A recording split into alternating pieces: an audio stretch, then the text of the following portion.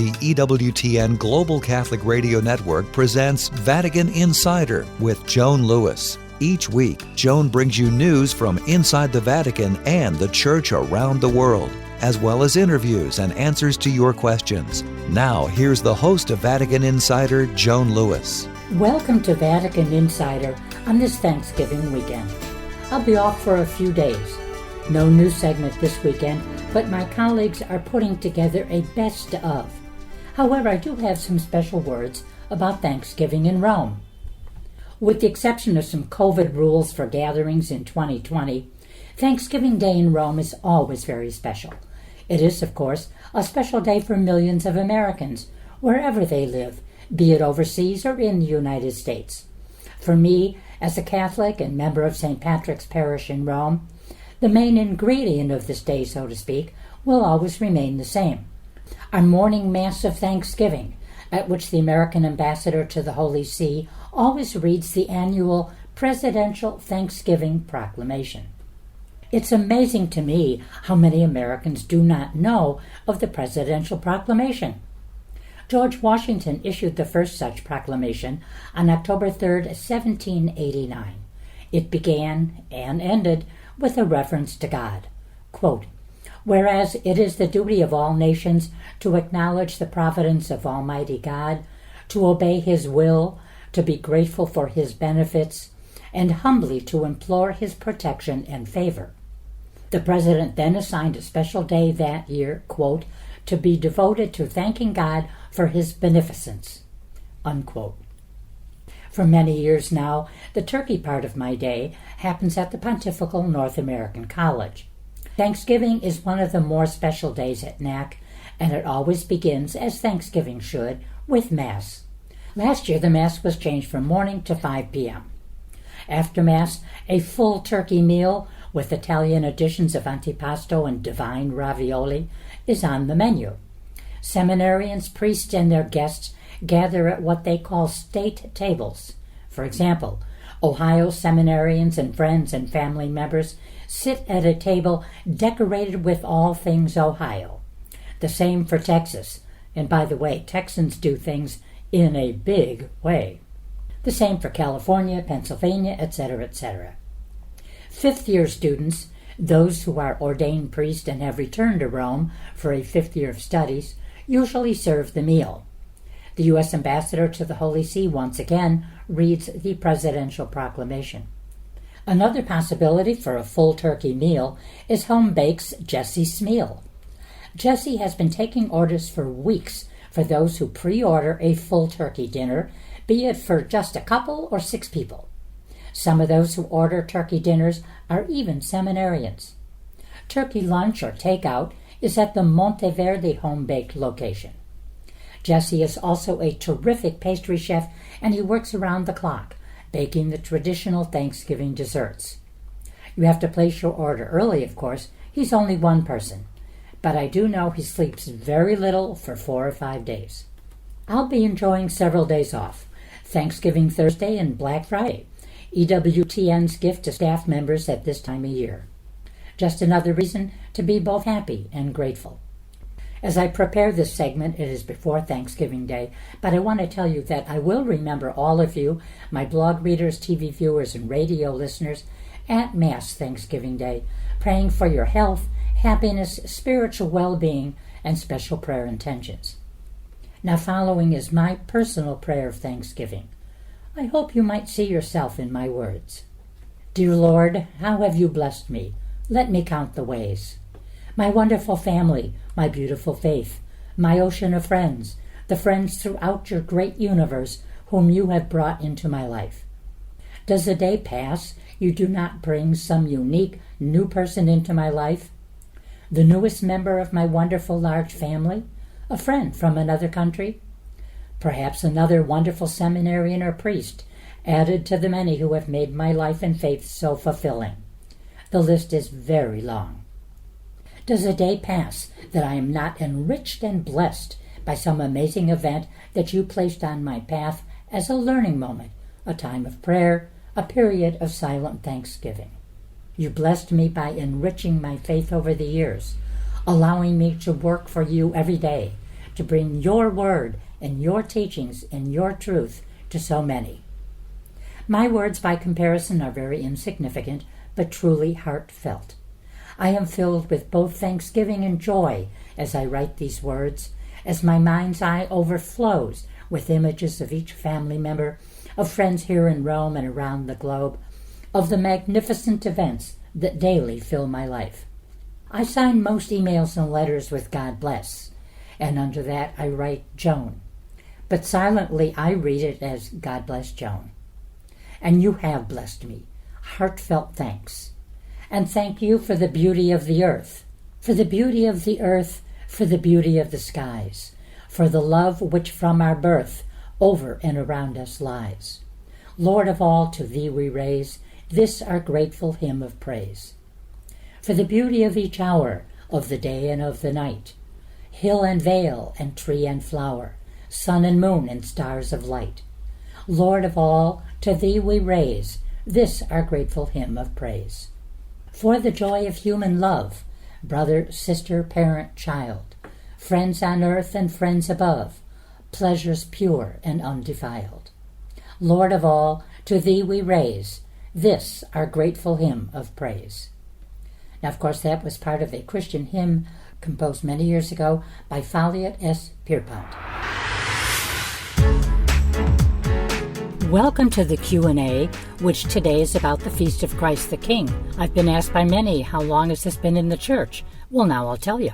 The solemnity of our Lord Jesus Christ, King of the universe, commonly referred to as the Feast of Christ the King, is a relatively recent addition to the Western liturgical calendar, having been instituted in 1925 by Pope Pius XI for the Roman Rite of the Catholic Church. Pius did so as an antidote to secularism, a way of life that leaves God out of man's thinking and living and organizes his life as if God did not exist. The feast is intended to proclaim in a striking and effective manner Christ's royalty over individuals, families, society, governments, and nations. Pius XI's encyclical Quas Primus was promulgated December 11, 1925. In his 1969 Motu Proprio Mysteri Paschalis, Pope Paul VI moved the feast to the final Sunday of the liturgical year, before the commencement of a new liturgical year on the first Sunday of Advent. He assigned it to the highest rank of solemnity, thus liturgical vestments for the day are either white or gold, in keeping with other joyous feasts honoring Christ. The earliest date on which it can occur is November 20th, and the latest is November 26th.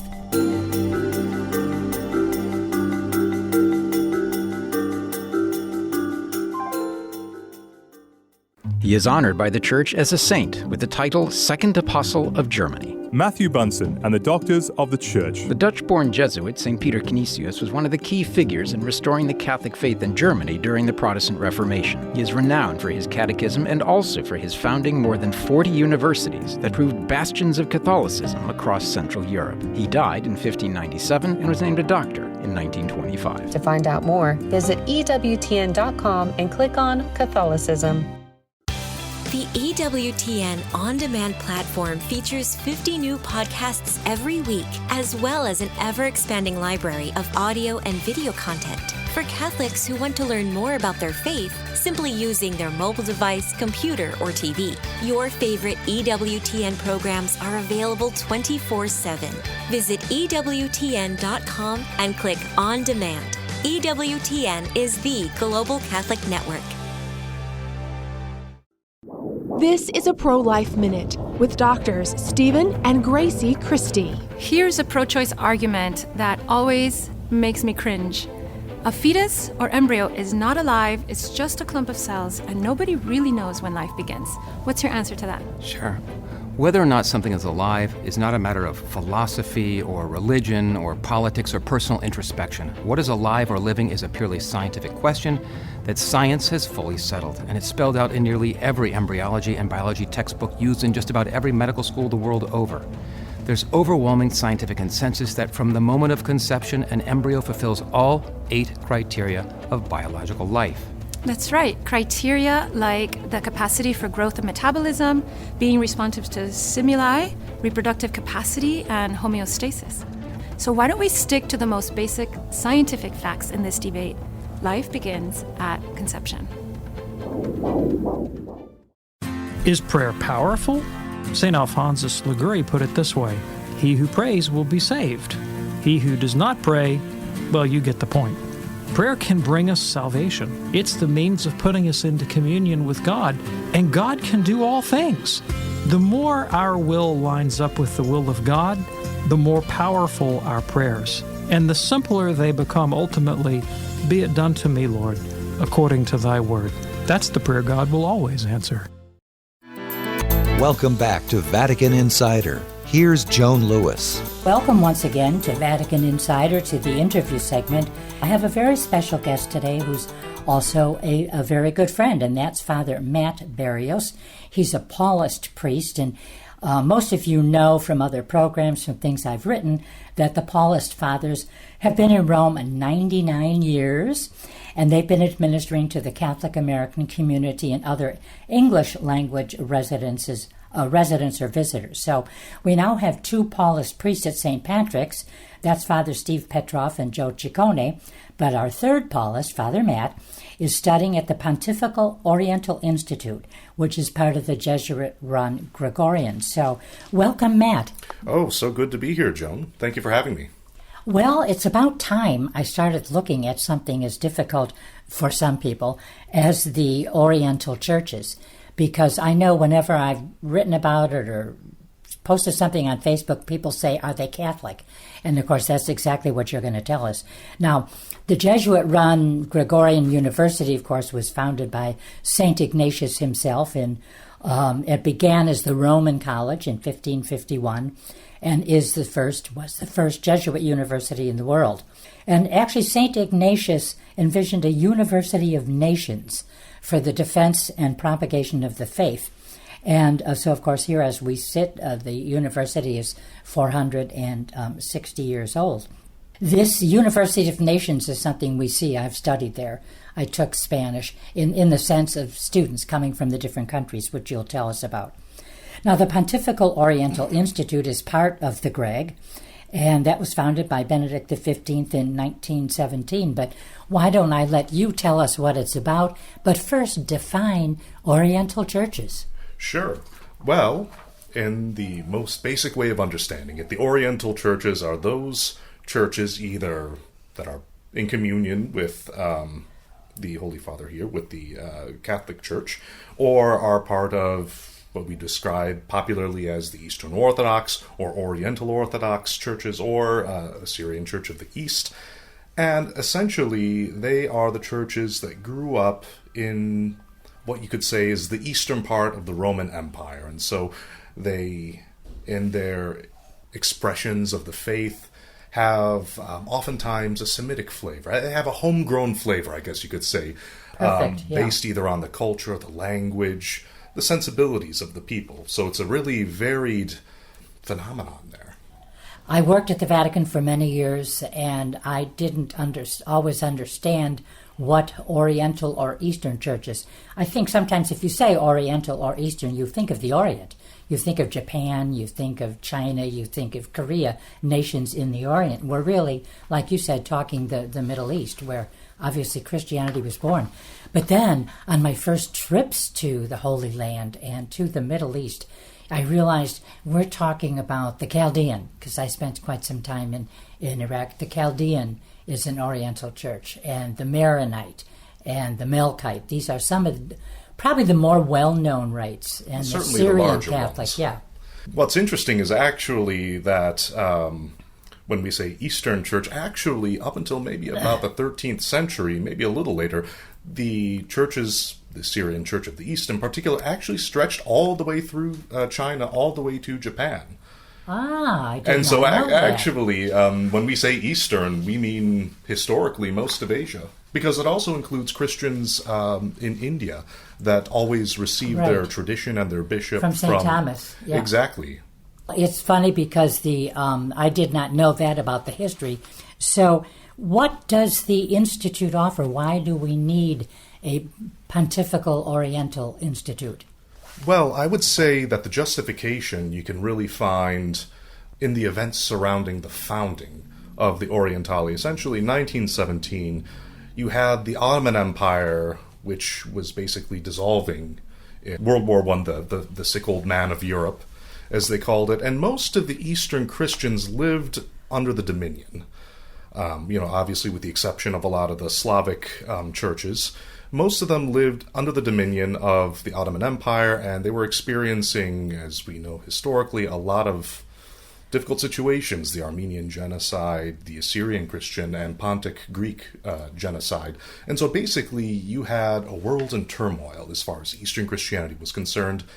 So Benedict XV instituted the Orientale as a means of study and preservation and enrichment of the Eastern churches. Letting us in the West know that there is another lung, because John Paul used to speak of the two lungs of Europe, because we would always talk about Eastern Europe. Now when we say Europe, we don't use the word Eastern anymore. We are all one. And that goes for the church, because the Catholic Church the Christian Church was Constantinople and Rome. So you had East and you had Rome, supposedly the West, again, the two lungs. Now, what brings you to study here? Well, our mutual friend, Father Ron Robertson, while I was in seminary, essentially through the work that he did and the stories that he would tell us, the literature that he would offer us to read, he really piqued my interest in the study of the Eastern Christian churches, the history, the theology, the way in which it can offer insights into our own tradition. Because, as you say, it's all about that two lungs image that John Paul II gave us. It helps us, even as Latin Christians, have a fuller sense of who we are. Well, Father Ron worked in Rome. I couldn't remember the year, so I looked them up yesterday, but he was at the Pontifical Council for Promoting Christian Unity. That's where I first got to know him, and then obviously saying masses occasionally at Santa Susana at the time. And he was there from 1988 to 1992, and currently the Associate Director of the Secretariat for Ecumenical and Interreligious Affairs at the U.S. Conference of Catholic Bishops. So he's at the Paulist House of Studies with our Father Greg Parcell, who left St. Patrick's last year, What particular courses are you taking? Are you taking language courses or Greek? How? Well, as my spiritual father, Father Joseph Lee, a Ukrainian Catholic monk, once told me, because he was a graduate from here, the name of the game, Matt, is languages. Languages. You have to speak Italian, then you have to learn at least how to read French and German, then you have to have Greek and Latin under your belt, then you have to do one or two other languages. So luckily I've done most of that already beforehand, but I'm studying Syriac right now. Wow. A little bit of Arabic, modern Greek as well. So it's... Didn't you often wonder when John Paul became Pope, I think he was the first Pope, maybe the first man that any of us knew who spoke like 12 languages, like 8 fluently. I mean, you wonder how... I think he still has the record. Yeah, well, he probably does. I know Benedict had quite a few, but not as many as John Paul. And you wonder, having studied in languages and taught French, it's just how... I think you have to have a gift for it, because just for the mind to compartmentalize itself. And on one side of the brain, a Slavic language, on another, a Romance language. And then you've got Hungarian, which is a combination of heaven knows what. Yeah, well, exactly. Different language family entirely. But it's all about finding the style of learning that works for you. I know that I like to work through things grammatically. This just comes from the way that I studied classical languages at City University of New York. It's just the particular method that they really drilled into us worked for me, and so that's the way that I do it. But some people like to learn intuitively by listening. Yeah. I loved languages because what they allowed, a second language, and then a third, then a fourth, what it allowed me to do, to travel, to learn cultures, to talk in their language with the people of a country, even if I was, not very fluent, just to be able to converse, and then somebody would correct you. But you could sit down with somebody from Spain or France, and there's something wonderful about speaking in that person's language. You don't need shorthand. You don't need charades or hand gestures. It certainly helps with learning the minutiae and appreciating the subtleties of a culture. Yes. I know oh my goodness, I probably sounded so pretentious saying this, but when I was learning Greek, I mean, you really don't get Homer, you don't get the classics, and I mean, fully until you've read it in the original, and you get a lot of the word plays, the tone, the timbre of the literature. Exactly. Now, in addition to languages, what other courses do you take? Oh, so this year I'm in what we call the propedeutic year, which is essentially the year that the introductory year. Yes, well, shorthand for those of us who aren't native Italian speakers. Basically, it's the year for us to get accustomed to doing academic work in Italian in the field of Eastern Christian studies. So we cover a number of things: Eastern Roman history, Byzantine history, Eastern Christian spirituality, liturgy, architecture, systematic theology, the whole kit and caboodle. So how long will you be in Rome? I don't think I've asked you that before. Well, that's a great question. I'm not entirely sure on that one either. I know the licenza that I'm doing, the equivalent of the English master's degree, is 3 years. And then hopefully I will stick around to do the doctorate. That would be maybe another 3 or 4 years, not entirely sure. So. And what would you do with this degree, these degrees? Well, that is an excellent question. Teaching at some level is always a possibility. Certainly following in Ron's footsteps at the PCPCU wouldn't be a terrible thing. I would just have to play it by ear the farther along I get. Sure. Well, I imagine it's a very interesting field, but a very small one. I don't mean the number of churches or anything else, but still where you would fit in, as a teacher, as a professor, or working for the council for Unity. That would be urgent, almost, it seems to me. Well, Father Mark Lewis, no relation to me, but I interviewed him a short time ago because he's a new dean of academics, and the vice dean of academics, and he took me all over the Greg. And I could see the wonderful technology. I saw the machines. I saw machines in the library that clean the air. And now just getting into the university, you have to have a pass. He had to come out to the front door to meet me because you have to have a pass to get in, which later will become, it has nothing to do with health.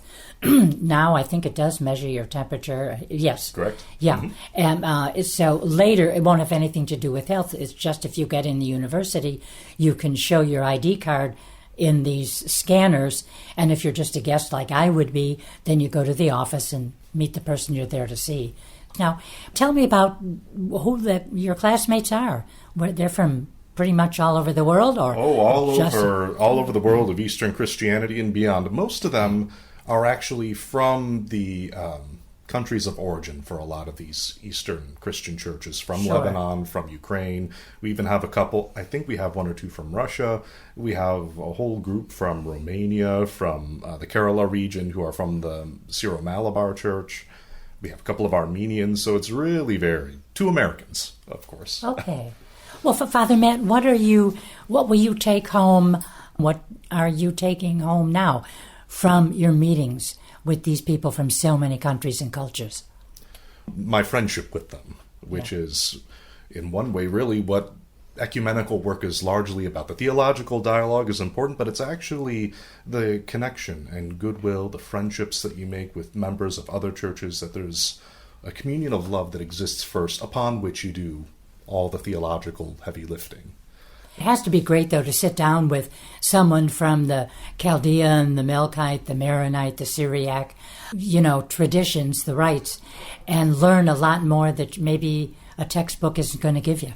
Oh, yes. Well, you learn their experience you learn about what it means to be a Maronite today or a Chaldean today, which you don't always get in a textbook. You get the experience of hardship. You get the way in which people frame their joys and hopes. Oh, I can absolutely second that because I've spent several weeks in Iraq, all total on 2 visits, and I've spent about the same amount of time in Lebanon. And just being immersed in those, I went to masses I didn't understand a single word, unless it might have been Latin, Kyrie or something, Kyrie eleison. But I mean, I knew I was at a Catholic Mass. And I think the other unusual thing is so many of, if not all, the Eastern rites do allow priests to be married. There are married priests in many of those rites. I think you cannot become a bishop if you're married, Correct. right? Yeah. So that's something culturally extraordinarily different from what we know. Yeah. Well, some of my Romanian classmates, actually, they're currently in major seminary right now. They aren't ordained deacons yet. They have to be married before that. But they, talk about, telephoning home to their sweetheart all the time. And it's just a little bit of a interesting cultural counterpoint to the Roman tradition. Well, you said it was our mutual friend, Father Ron Roberson, who just, listening to him, having conversations, kind of drew you to this area of study, to this part of the Catholic Church, Catholic meaning universal. Well, what in particular was it? Was it the differences? Well, I would say a large part of it's the liturgy. And the way that liturgy and theology and spirituality are so tightly interconnected. Sometimes in the Roman Church, we like to, for the sake of having a clear picture of what we're saying, what we're talking about in our mind, we can tend to compartmentalize and divide systematic theology from spirituality, from liturgy. But in a very organic way, they view it as a much more integrated whole in a way that we're rediscovering, and we've been rediscovering as a Latin Church. So that really entranced me at first. Well, if you ever want to know more about the Institute, the Pontifical Oriental Institute, the Italian acronym is PO, P-I-O, which also means pious. Father Matt, thank you for your time. We've been talking with Father Matt Berrios, a Paulist Father who's with the other two Paulists at St. Patrick's Church in Rome, but here to study at the Pontifical Oriental Institute, and an area of the church people don't know about, but it is beautiful, and their liturgy is beautiful. So, Father Matt, thanks for taking time out of a busy day. I know you have some exams coming up, so God bless you for that. Thank you, Joan. For more information on these stories, or to check out Joan's blog and to ask her a question, go to EWTN.com. That's EWTN.com. Thanks for listening to Vatican Insider on the EWTN Global Catholic Radio Network.